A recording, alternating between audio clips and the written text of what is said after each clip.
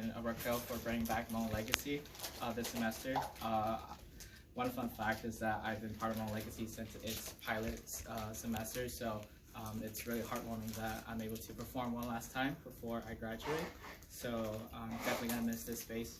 So I told myself that I was done writing about the topic about family and Hmong Legacy because I've written it 3 times out of my 6 now that I've performed. I've written about my mom, my stepmom, and my grandma. And there was always 2 topics that I've avoided writing about, mainly because it's the one that I have the most difficulty writing about, and that is my brother and my father. My original piece was to write about my time here at Hmong Legacy and about the joys and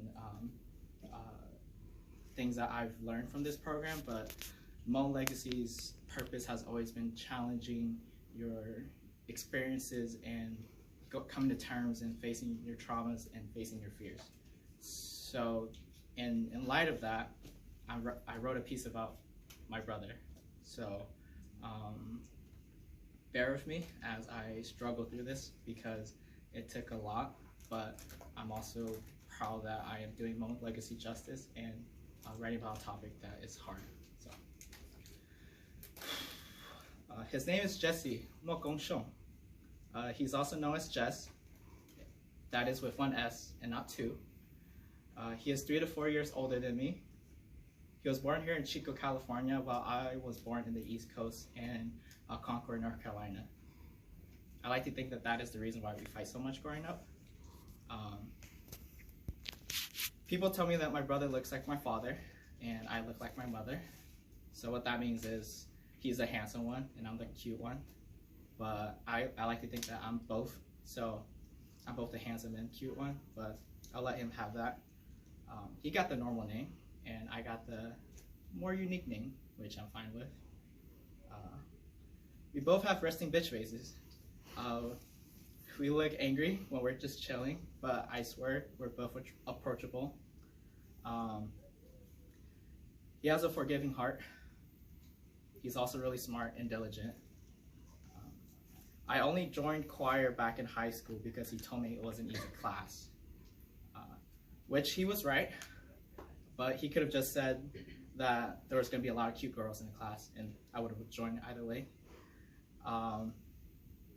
And I ended up falling in love with choir and taking it all 4 years, not because of the girls, but because I actually fell in love with it. And if it wasn't for his genius suggestion, I probably would never have taken choir. He tries his best to be a good person, and he brings positivity to the world and the people around him.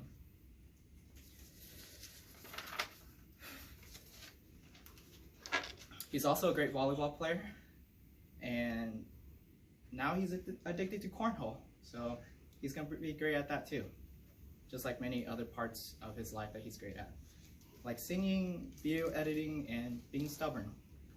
So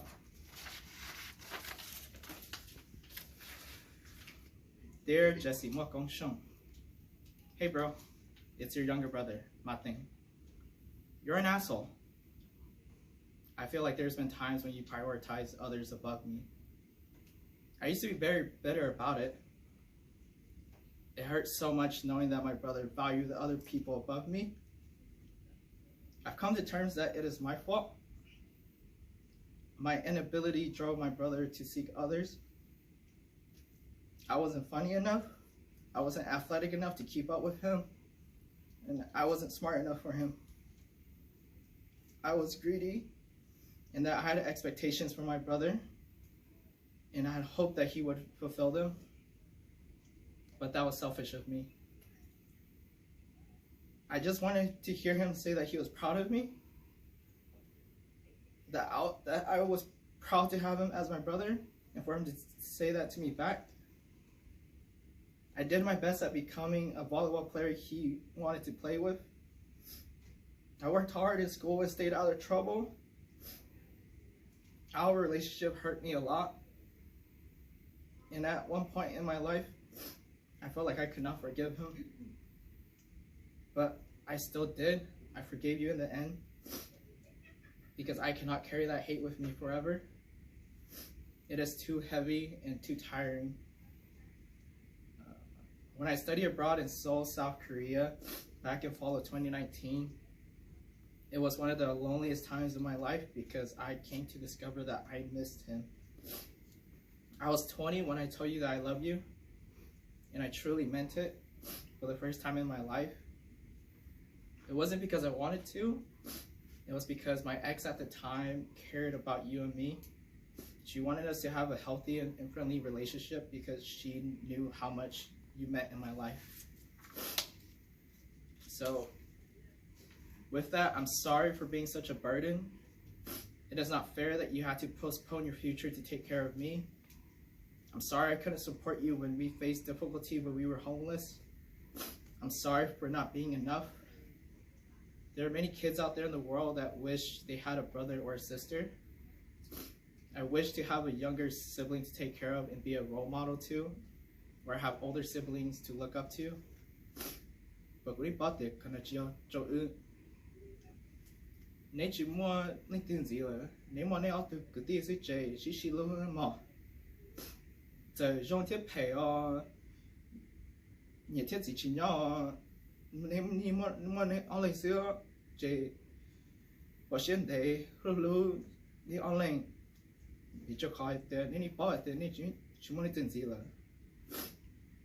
And every time I hear those words, I know they are correct. We are brothers. No matter how bad it gets between you and me, you are still my brother.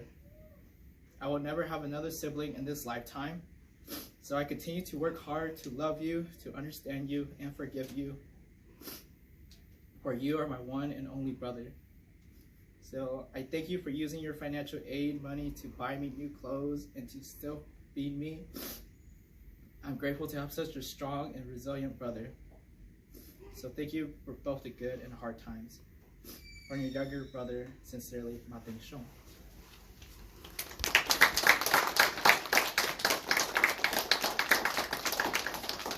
And with that, I would like to call up the next reader, Julie.